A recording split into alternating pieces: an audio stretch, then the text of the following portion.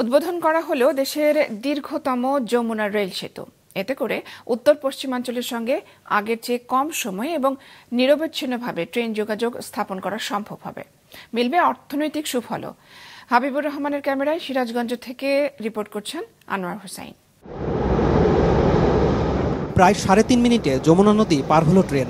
Jamuna rail সেতুতে এই বাহনটি চলতে পারবে সর্বোচ্চ 120 কিলোমিটার গতিতে। পাশের যমুনা সেতুতে ফাটল দেখা দেওয়ার পর গতি কমিয়ে চালানোর জন্য সেখান দিয়ে ট্রেন পার হতে সময় লাগত 20 মিনিট। 50টি পিলার আর 49টি স্প্যানের উপর অত্যাধুনিক স্টিল প্রযুক্তির 4.8 কিলোমিটারের এই অবকাঠামো নির্মাণে খরচ হয়েছে প্রায় 16,781 কোটি টাকা, যার মধ্যে 27.60% দেশীয় অর্থায়ন এবং 72.40% Japan international cooperation agency JICA ঋণ দিয়েছে। ডুয়েল গেজ ডাবল ট্র্যাকের এই সেতুটির স্থায়িত্ব ধরা হয়েছে 100 বছর। জাপানের ওটিজি এবং আইএইচআই যৌথভাবে সেতুটি নির্মাণ করেছে।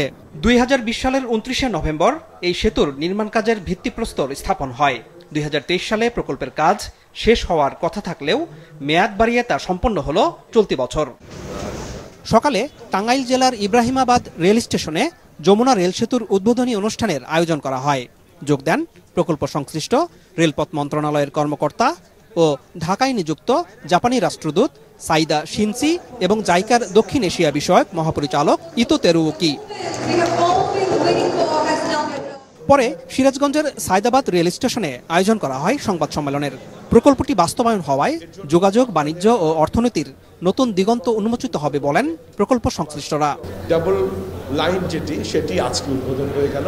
এরপর থেকে দুটো লাইনে আমাদের এই যমুনা রেল ব্রিজ দিয়ে আমাদের ট্রেন চলাচল করবে এবং এই সুবিধা আমরা রেলের আয়বদ্ধ কাজেও আসলে ব্যবহৃত হবে। কারণ আপনারা জানেন যে এখান দিয়ে কোনো কন্টেনার ট্রেন বা ফ্রেট ট্রেন বা গুডস ট্রেন বা কোনো ভারী কনসাইনমেন্ট কিন্তু আমরা পরিবহন করতে পারতাম না যমুনা বহুমুখী সেতুর যে রেল লিঙ্ক দিয়ে।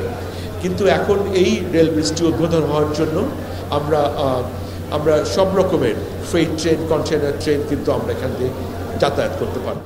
যমুনা রেল সেতু চালু হওয়ায় সন্তুষ্টি জানালেন এই পথে চলাচলকারীরা।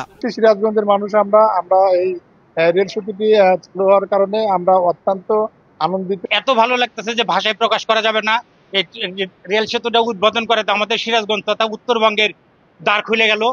সেতুটি ব্যবহারের জন্য ট্রেনের আসনের শ্রেণীর উপর নির্ভর করে সর্বনিম্ন 45 টাকা এবং সর্বোচ্চ 160 টাকা পর্যন্ত বাড়তি ভাড়া আদায় করা হবে।